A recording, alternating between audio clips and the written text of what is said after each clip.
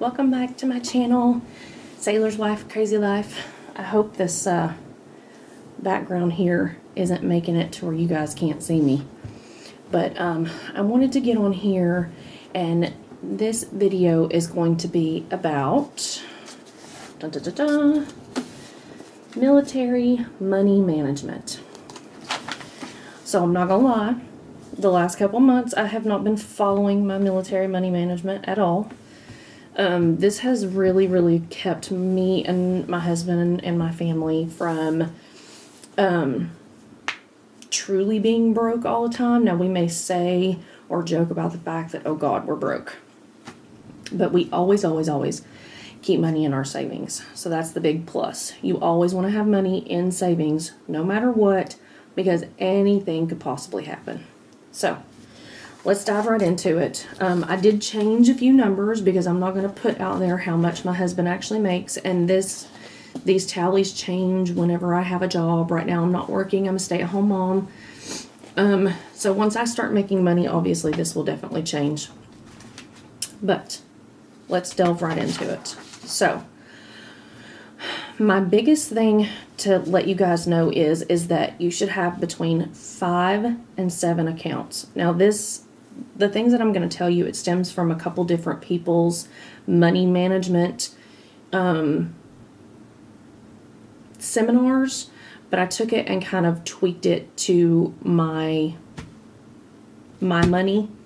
So I have a friend that I watch on YouTube that she does the 5 to 7 accounts, and the way she splits up her 5 to 7 accounts, and that's what we took on for our money management. And then it's also, I'm not 100% sure of what the gentleman's name is, but he talks about the debt snowball and how you should pay off your debt snowball. And please forgive me for not knowing his name, but I took that and I tweaked it a little bit for myself as well. So please excuse my handwriting as well. It is horrible because I jotted this stuff down real quick. So first off, you want to make sure that you guys have a joint checking account. This is where all of your money goes into. So when you have direct deposit, when you have people who make child support, or people who have, money management accounts, all of your money should go into your joint checking account. Okay, this is how me and my husband set ours up. Everything goes into our joint checking account, and then we disperse throughout the remaining accounts. So number 2, you should have a joint savings account. Now, we are able to physically go on to our account, and we have USAA, so I don't know how all of the other banks work. But I think we can have up to like 15 accounts and move money between them. Granted, we don't need that. I don't need that much headache to try and keep up with. But I can physically go in and, like, instead of it saying a number, I can actually make it say family checking account. So our family checking account says family checking account.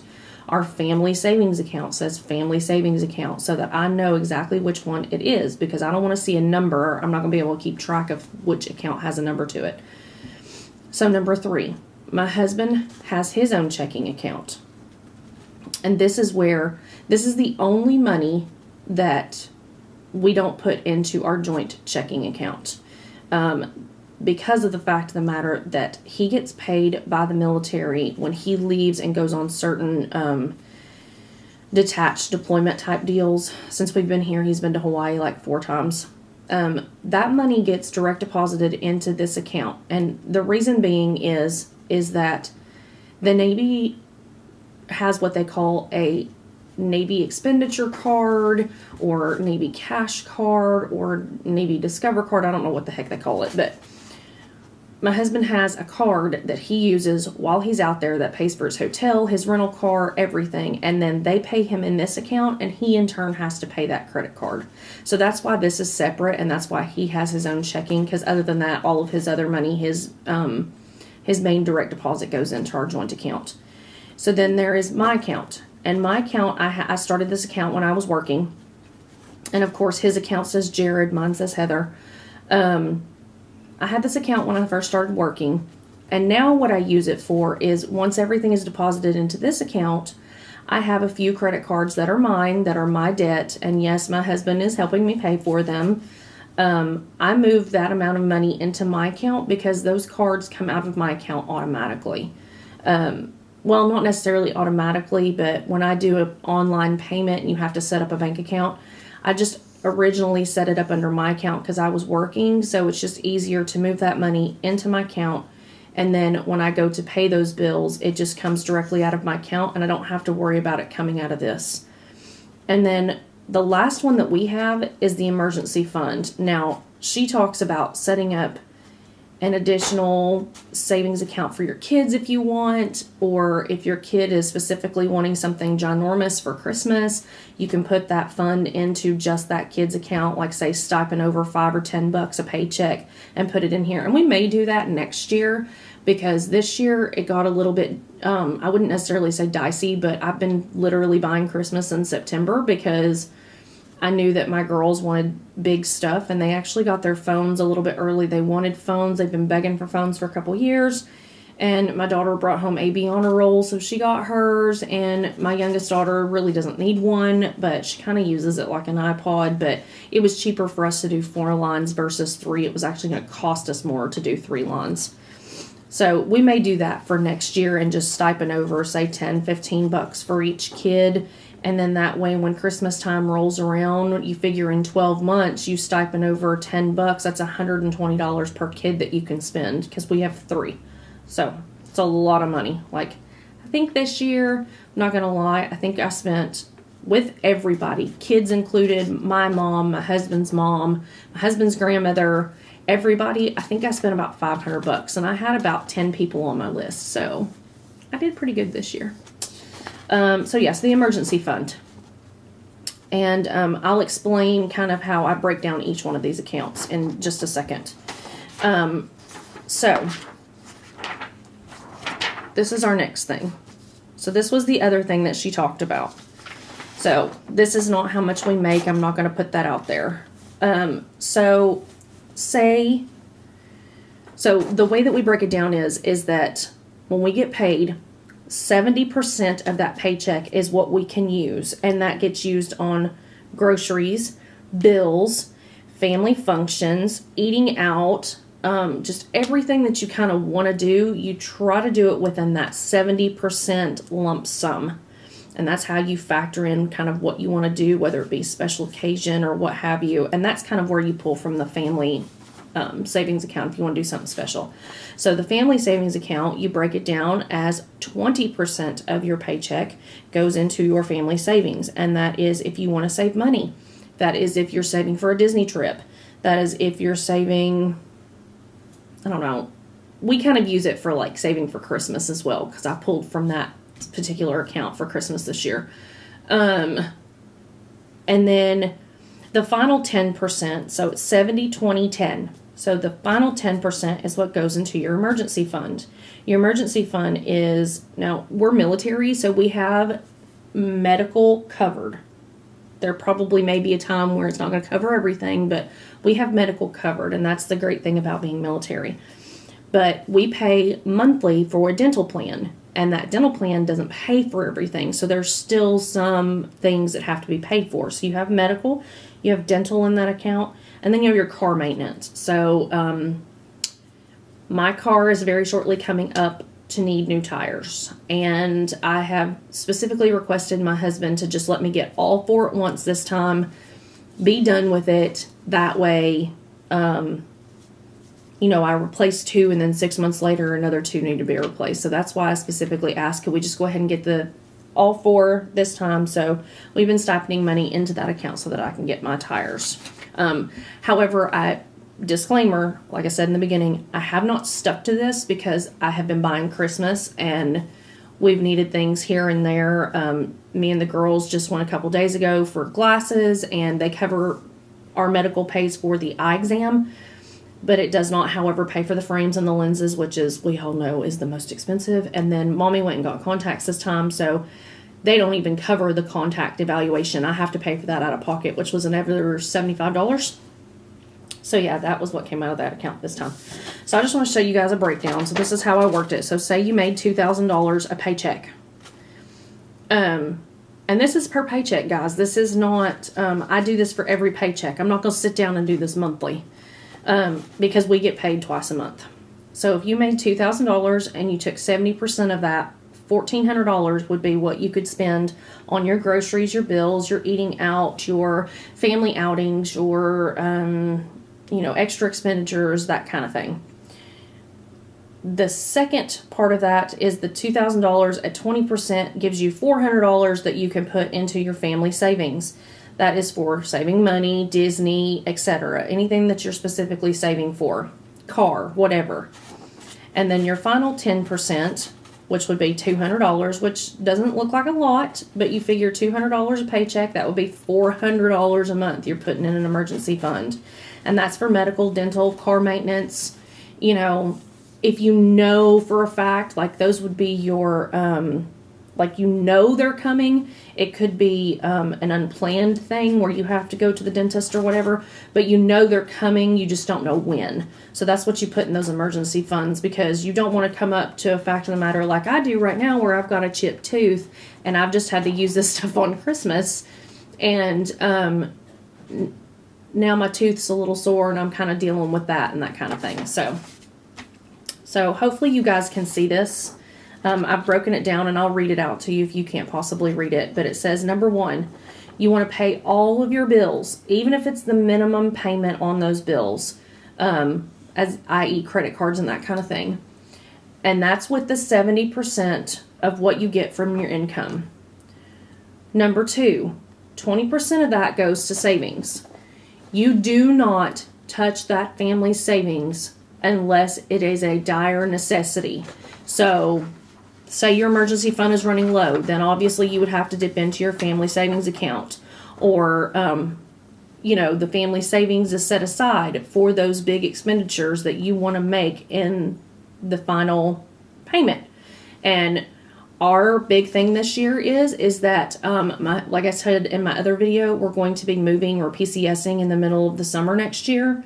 And just to kind of break up the monotony of moving out of one house and then moving into another, we're really trying to save because we want to take the kids to Disney.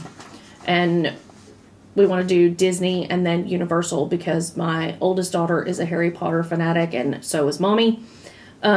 So we would like to go to Universal so that we can go to Diagon Alley and look at all the shops and go into Ollivanders and all that good junk.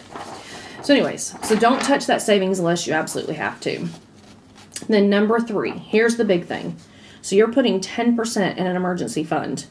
The big thing here is that you're not going to immediately starting to put 10% in that emergency fund. What you want to do is, before you put 10% in that emergency fund, you are going to pick a debt, starting with the lowest debt that you have. So that could be a credit card, that could be your car. If your car's due to be paid off, you're going to pick the lowest debt, and that extra money that you were going to be putting into an emergency fund, that final 10%, you're going to put that whole 10% on, say, i.e. credit card or car or whatever debt that you have that you want to pay off. And that's where we get into the whole debt snowball thing, because you pay off the first debt and then letter B, go to the next one. That's why it's called a snowball.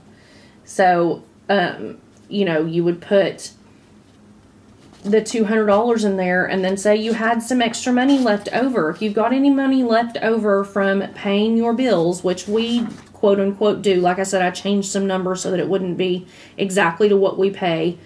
If you have a little bit more that you can put on that card, then you put that money on that card. So you're paying the minimum plus whatever extra that you would have been paying. So see, here's where I'm getting at.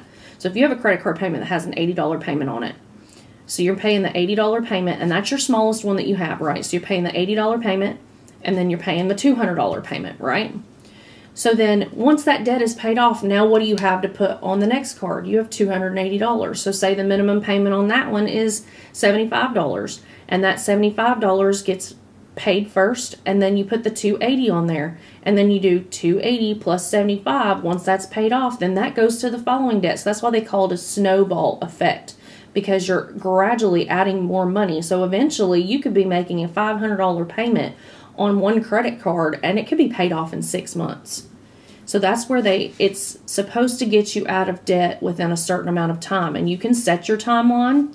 And if you sit down and really figure up your timeline and you're diligent about paying off that debt, it will get paid off in that timeline, because if you don't touch that money other than to put it on those credit cards, they will be paid off, I promise you. So then, like I said, you go to the next one until that one's paid off, etc., etc. And then once all debt is gone, then you can start putting all of that extra money into emergency funds. So say you've got 3 credit cards, right? Each one of those payments is $75. You now have, what's that, $225? You now have $225 on top of your $200. So now there's $425 going into this emergency fund every paycheck once your debt is paid off. So how good would it be for you to be able to say, every paycheck I put $500 alone into an emergency fund? And granted, if you've got $500 that you can put in an emergency fund, you can obviously say this is $200. Say, okay, I'm going to put $400 in here, and I'm going to add that extra $100 over here so that I have $500 going into family savings. Sorry about that. My camera decided that it was going to shut off on me. So anyways, we've got back to it. I think the last thing you guys heard was the bike insurance. So the bike insurance for my husband is $90 because he has 2 motorcycles. That leaves us with $765 and then $80 for credit cards. And like I said, we delve those up between the 1st and the 15th so that we're not making huge lump sum payments on credit cards in one paycheck. So that leaves us with $685. And you will see a difference here in a minute. So $685 is what we have left over per se. So that's $715 on the 1st worth of bills that we're selling out of $1,400. So then when we get to the 15th, you have that $1,400 again, because my husband is pretty much on a set paycheck. That's why I've got $1,400 for both, because, you know, we get paid pretty much the same thing on the 1st and the 15th. And again, this is not what we make. So the $200 for the groceries, that leaves us with $1,200. We take our dog to the vet, and instead of paying each time you go to the vet, we pay for a package to where it covers all of his comprehensive visits, all of his shots, and all that kind of stuff. And we just pay per month. Plus, that also pays for his trifexis, for his heartworm, flea, and tick medicine. That leaves us with $1,140. Cell phone, $200. We have a four-line plan, so $200 I think is a pretty good deal, because I've checked around at other places and it's about the same. So it leaves us with $940, and then the 15th is when my car payment comes out, and this is about right. I pay $370 for my car. That leaves us with $570, and then $80 on credit cards, which leaves us with $490. And you will see that there is a $200 gap between the 1st and the 15th of what my family specifically has left over. So there's $715 that comes out on the 1st, and then $910 that comes out on the 15th. Here's the reason why. On the 1st, this, for the most part, the 1st seems to be, for us, the time when other things tend to need to come out. So, you know, the girls just had their pictures taken at school, and those were due on like the 3rd or 4th of October. So that's a 1st expenditure.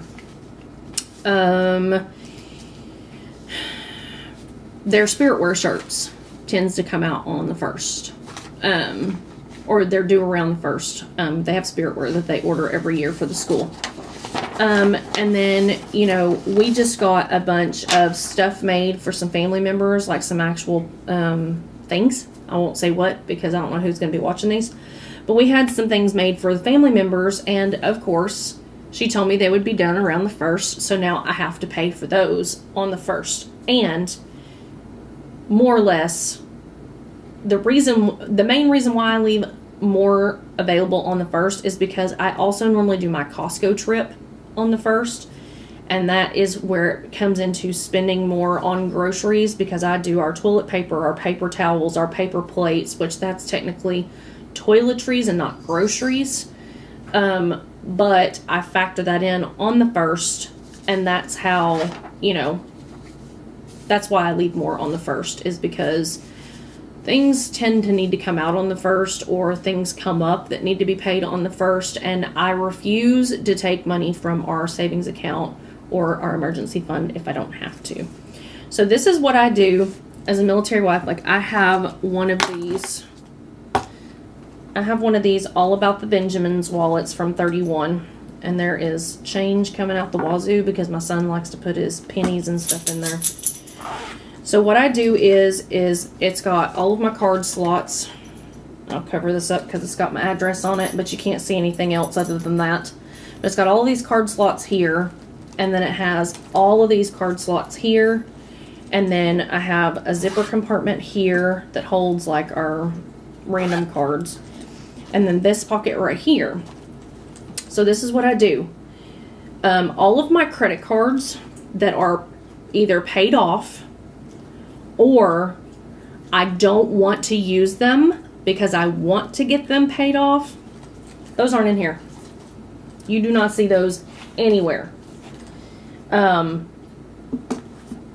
Those I always put away in a drawer in our safe.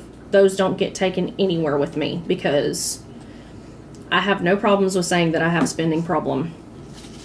So in my wallet, what I do is I keep this little piece of paper, and if bills change or they get worse or they get less or what have you, I will then do another little piece of paper, and it will break down the first of the month, and then it breaks down the 15th of the month, and then I have my little how to save little quirky thing down here at the bottom, you know, 70%, 20%, 10%, and how much, you know, we should be saving per month, for us at least. So I have this. I keep this with me in my wallet. It doesn't have any account numbers on it or anything like that. So before you say, oh God, don't do that, don't keep your bill stuff in your wallet, that's crazy. It doesn't have any accounts on it. It legitimately says on here, I can tell you, it says like Netflix, Jared's credit card, our MetroCast, our, you know, bike and car insurance, our DirecTV, and then for the 15th it says my car payment, Verizon, my Discover, our Banfield, and that kind of thing. So it has no accounts on it, no nothing, and it just stays right here in my little zipper compartment. And when we get paid, I pop that sucker out and I sit down and I figure out what's going to go into the accounts. And the only thing that I physically pull out, this was what I wanted to say about my very spacious, I love this. This is a brand new wallet. So what I do is I have credit cards that they take forever to come out of my account. And like I said, I don't use my account other than to pay these bills that I'm trying to pay off. But if I know for a fact that I'm already going to be going to Target for some reason, I have my Target credit card with me, and then I will physically pull that money over into my account. I take this card, I take my debit card, because a lot of places will let you pay in store now with your debit card. So I give them my Target credit card, and then I slide my debit card, and that money immediately, because it's ran as an ACH debit, it comes immediately out of my account.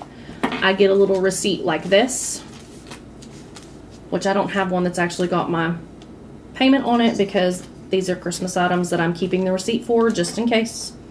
And these stay in the back part of my wallet. So what I do is I pay those bills, and then those receipts go in this little front pouch right here. And when they clear, that's when I throw those receipts away. Once, say, like my Target card is paid off, this will come out of my wallet and into my drawer. It will not get used. It will not get spent on. And all that does is create better credit for yourselves. My husband's got a little less than 10 years left in the military, and we hope and pray to God that when we get out of the military that we can put a ginormous lump sum down on a house. I do not want to have to come up out of pocket per se. I would like to just be able to pull from our savings account and be able to make a ginormous deposit onto a house. So for that matter, I keep the bare minimum in here, and these are the ones, this one, this one, this one, and this one. Those are the ones that I am still paying on. And my big one that I have my big amount still left on that still needs to get paid off because it's ruining my credit, that one is upstairs in my closet. I don't use these for the most part. I have used the Target one, of course, for Christmas. But other than that, oh, and my Kohl's. I've used Target and Kohl's for Christmas. But the other two that are in here, I have not touched them. They literally stay in my wallet solely to where, because they take so long to come out of my account, I will go into the store and I will pay them specifically.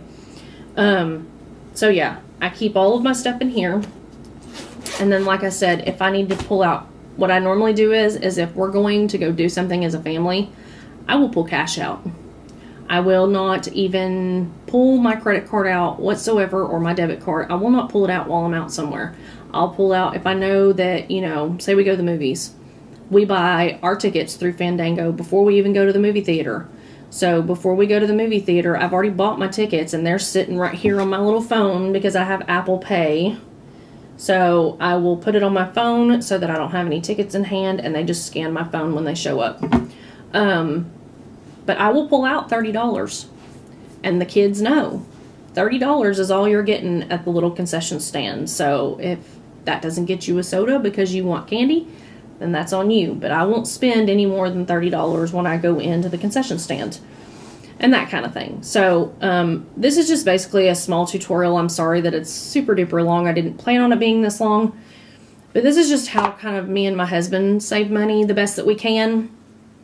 And hopefully it'll help you in saving a little bit more money, because I have heard a lot of military spouses per se that say, I don't know how you do it. I don't know how you afford to get this and that and this and that. And it's not a jealousy thing over who has more money. It's more or less like they know for the most part they're making the same amount that we are, and they're always hurting for money. And I'm not going to lie, there's been times that my husband and I have been hurting for money, and we make it work, and we squeak by on what we have. But I really want to get back to this. So like I said, the last couple months I have not been following this procedure either, because I've been trying to get Christmas. So our emergency funds is pretty much depleted. Our savings account is pretty much depleted. But what we also do is, and I'm not telling you to spend all your money throughout the year and just wait on tax return time, but tax return really pushes that depletion back up, and that money does not get spent. We put half in the family savings and we put half in the emergency fund savings, and it just sits there. We don't touch it. We don't even look at it. I look at it every once in a while just to see what kind of interest we've accrued on certain accounts, and to make sure that, like, God forbid there hasn't been some random Joe Schmo thing that's come out of those accounts, which they shouldn't.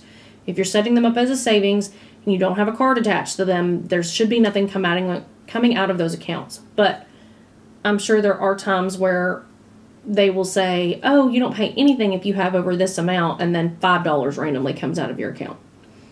So anyways, yeah. Getting back to everything. If you stick to this plan, I have seen people come out of debt in less than a couple years. And what we're trying to do is we want to be completely, other than maybe cars, we want to be completely debt-free by the time he gets out of the military. And that's so that when it comes down to it, we can put a big lump sum on a house. And I'm just tired of paying on bills.